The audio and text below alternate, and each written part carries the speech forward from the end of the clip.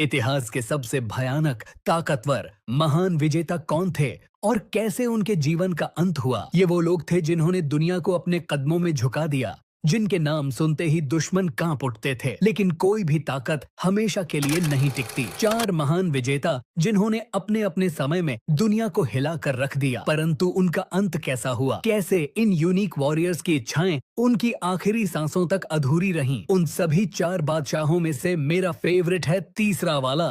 आइए जानते हैं उनकी इनक्रेडिबल कहानियों को, जो आपको सोचने पर मजबूर कर देंगी। फर्स्ट, अलेक्जेंडर द ग्रेट, एक अविश्वसनीय योद्धा। अलेक्जेंडर द ग्रेट ने 20 साल की उम्र में मैसेडोनिया के राजा के रूप में शासन करना शुरू किया और अपने पूरे जीवन में कभी भी युद्ध में हार नहीं मानी। अलेक्जेंडर ने केवल 10 साल में 2 मिलियन स्क्वायर माइल्स पर कब्जा कर लिया, जो इतिहास में सबसे तेजी से हासिल की गई विजय मानी जाती है। अलेक्जेंडर को किसी भी चीज की परवाह नहीं थी, नहीं धन, नहीं शासन, बस एक ही चीज उसकी आंखों में थी और वह थी पूरी दुनिया पर विजय पाना। इमेजिन करो एक ऐसे आदमी को जो रोया क्योंकि 2 मिलियन स्क्वायर माइल्स पर विजय प्राप्त करना उसके लिए काफी नहीं था। वो glory Hunter Alexander the great सिर्फ एक ही चीज की परवाह करता था, दुनिया को जीतने की। अलेक्जेंडर अपनी आर्मी को बिना किसी हार के डर के युद्ध में झोंक देता था, जैसे कि वो इमॉर्टल हो। और क्यों न होता, 10 साल तक उसकी विजय यात्रा जारी रही। उसके आदमी थक चुके थे और घर लौटना चाहते थे ताकि वे जीते हुए सुखों का आनंद ले सकें। लेकिन उनके राजा को किसी भी रिचेस की परवाह नहीं थी, उसे रूलिंग की भी ज्यादा चिंता नहीं थी। सिर्फ कॉन्करिंग करना ही उसके लिए मायने रखता था। सब कुछ उसके लिए सही चल रहा था जब तक कि उसने भारत में एक दीवार नहीं टकराई। अलेक्जेंडर ने अपने सबसे चैलेंजिंग बैटल में पोरस से लड़ते हुए अपने कई आदमियों को खो दिया। ऐसा कहा जाता है कि इस युद्ध में खुद अलेक्जेंडर घायल हो गया था और उसकी घोड़ी भी मारी गई। अलेक्जेंडर ने अपने आदमियों को आगे बढ़ाना जारी रखा, लेकिन नदी के उस पार एक और विशाल भारतीय सेना थी जो रिफ्रेश्ड और रेडी थी, जबकि उसके आदमी थक चुके थे और कमजोर हो गए थे। उन्होंने अलेक्जेंडर से विनती की कि वह इसे यहीं समाप्त कर दे, इस अभियान को समाप्त कर दे या इस एम्पायर को खत्म कर दे। लेकिन घर लौटे और पहली बार mister won't listen to anybody को मानना पड़ा। यहीं से उसके अंत की शुरुआत हुई। अपने ड्रिंकिंग हैबिट के लिए कुख्यात अलेक्जेंडर एक रात ओवरबोर्ड चला गया और गंभीर रूप से बीमार हो गया। उसके अवसरवादी जनरल्स जल्दी से उसके पास पहुंचे और उससे पूछा उसकी मृत्यु के बाद उसकी वास्ट एम्पायर किसकी होगी। अलेक्जेंडर ने उत्तर दिया, सबसे मजबूत को। यह उसके जनरल्स के बीच एक युद्ध को जन्म दिया जो लगभग 50 साल तक चला। मैसेडोनियन एम्पायर को टुकड़ों में बांट दिया गया, जबकि यह एक साम्राज्य भी नहीं बना था। लेकिन वैसे भी यह कभी भी मैसेडोनिया के बारे में नहीं था। अलेक्जेंडर के लिए यह केवल अलेक्जेंडर के बारे में था। वह पैरालाइज्ड हो गया और फिजिशियंस द्वारा मृत घोषित कर दिया गया। ग्रीक हिस्टोरियंस लिखते हैं कि अलेक्जेंडर का शरीर उसकी मृत्यु के 6 दिन बाद तक डीकंपोज नहीं हुआ, जो साबित करता है कि योद्धा राजा वाकई में एक गॉड था। हालांकि वे यह समझने में असफल रहे कि वह मरा नहीं था। आधुनिक वैज्ञानिक मानते हैं कि अलेक्जेंडर को एक न्यूरोलॉजिकल डिसऑर्डर था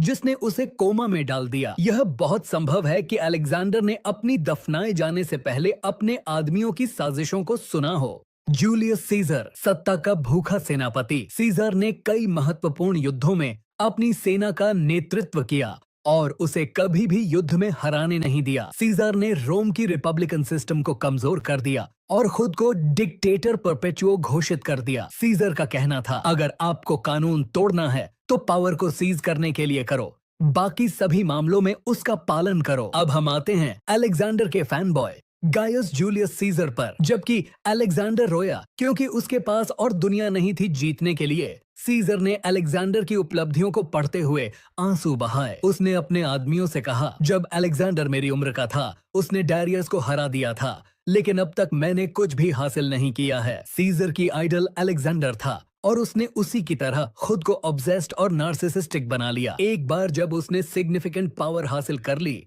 उसने रोमन रिपब्लिकन सिस्टम को अंडरमाइन किया और खुद को डिक्टेटर परपेचुओ घोषित कर दिया। उसने खुलकर कहा, अगर आपको कानून तोड़ना है तो पावर को सीज करने के लिए करो, बाकी सभी मामलों में उसका पालन करो। रोम के सेनेटर्स को डर था कि सीजर मोनार्की स्थापित करना चाहता था जो उनकी अथॉरिटी को पूरी तरह से खत्म कर देगा। 15 मार्च 44 बीसी को 60 सेनेटर्स के एक समूह ने सीजर को सेनेट की बैठक में मार डाला। समूह ने सामूहिक रूप से उसे 23 बार छुरा मारा, यह दिखाने के लिए कि वे उसे कितना प्यार करते थे। सीजर की आखिरी नजर अपने ही गोद लिए बेटे और ट्रस्टेड एलाई मार्कस ब्रूटस पर पड़ी, जो हत्या करने वालों में शामिल था। थर्ड गेंगिस खान, पूर्व का अजेय तानाशाह। गेंगिस खान ने इतिहास में सबसे बड़ा लैंड एम्पायर स्थापित किया जो एशिया से लेकर यूरोप तक फैला हुआ था। खान ने कहा, दुश्मन को नष्ट करना, उसके शहरों को एशेज में बदल देना और उसकी पत्नियों और बेटियों को अपने बोझम में लाना ही सबसे बड़ी खुशी है। ऐसा माना जाता है कि आज दुनिया के 16 मिलियन से अधिक लोग चंगेज खान के वंशज हैं। उनके वंश की गिनती इतनी अधिक है कि एक समय पर पृथ्वी की सबसे घनी आबादी वाले क्षेत्र उनके वंशजों से ही भरे हुए थे। चंगेज खान की कहानी, इससे हम मध्यकालीन युग में आते हैं, जबकि यह मुख्य रूप से क्रूसेडर्स के लिए प्रसिद्ध था।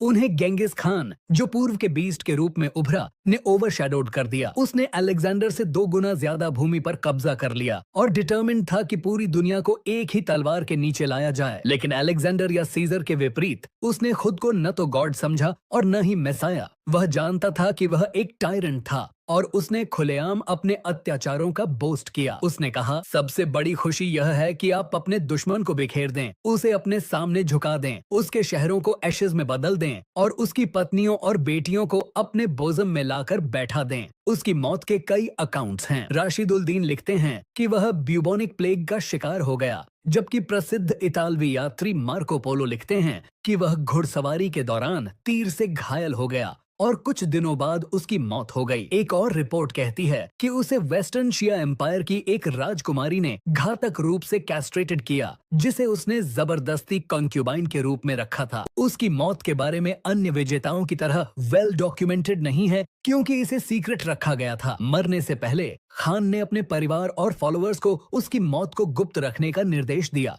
क्योंकि यह सबसे खराब समय पर हुआ था। मंगोल्स अपने 20 साल लंबे वेस्टर्न शिया एम्पायर के कॉन्क्वेस्ट के महत्वपूर्ण चरण में थे। वह कॉन्क्वेस्ट मरते हुए गेंगिस खान के लिए उसके ग्रैंड फ्यूनरल से भी ज्यादा महत्वपूर्ण था। गेंगिस खान की अंतिम इच्छा के अनुसार उसके अनुयायियों ने उसकी मौत को गुप्त रखा ताकि मंगोल एम्पायर की शक्ति कमजोर न हो। खान के शव को जहां जहां से उसके अंतिम संस्कार की प्रक्रिया गुजरी, वहां हर उस व्यक्ति को मार दिया गया जिसने इस यात्रा को देखा। यह आदेश इस बात का प्रमाण था कि खान की इच्छा मृत्यु के बाद भी अपने साम्राज्य की सुरक्षा को सुनिश्चित करने की थी। ऐसा माना जाता है कि उसके अंतिम रेस्टिंग प्लेस को भी छुपाने के लिए हजारों घोड़ों ने उस जगह को रौंद डाला ताकि कोई उसे खोज न सके। गेंगिस खान ने अपने जीवन में एक ऐसे साम्राज्य की स्थापना की जो मरने के बाद भी बना रहा, लेकिन उसकी मौत का रहस्य और उसका अंतिम रेस्टिंग प्लेस आज भी इतिहास की सबसे बड़ी पहेलियों में से एक है। वह एक क्रूर विजेता था, लेकिन उसकी इच्छाएं उसकी मृत्यु के बाद भी अधूरी रहीं। लास्ट नेपोलियन बोनापार्ट, युद्ध का कलाकार।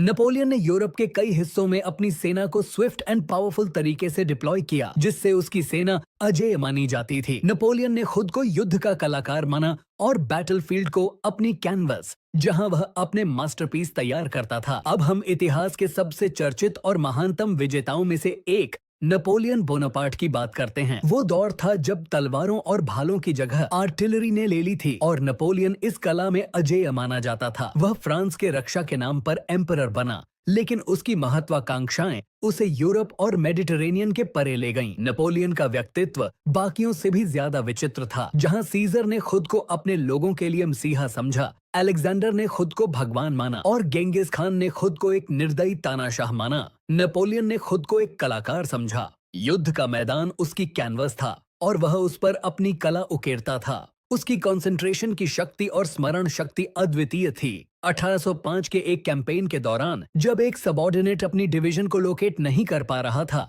नेपोलियन ने उसे न केवल उसकी यूनिट की वर्तमान स्थिति बताई, बल्कि यह भी बताया कि अगले 3 दिनों तक वह कहां रहेगा। यूनिट की स्ट्रेंथ का स्टेटस और सबऑर्डिनेट का मिलिट्री रिकॉर्ड भी। उसकी इस मेमोरी और डिटेल नॉलेज से हर कोई हैरान था। नेपोलियन ने यूरोप और मेडिटेरेनियन में स्वीपिंग विक्ट्रीज हासिल की। उसकी सेना हवा की तरह तेज और गरजती हुई आगे बढ़ती थी, परंतु जैसे जैसे युद्धों का दांव बढ़ता गया, मौत का आंकड़ा बढ़ता गया और लड़ाइयां और भी खून से लथपथ होती गईं। आखिरकार 1815 में वाटरलू की लड़ाई में उसे हार का सामना करना पड़ा और वह ब्रिटिश फोर्सेस द्वारा गिरफ्तार कर लिया गया। लेकिन उसे मौत की सजा नहीं दी गई क्योंकि ब्रिटिश नहीं चाहते थे कि वह मार्टर के रूप में मरे।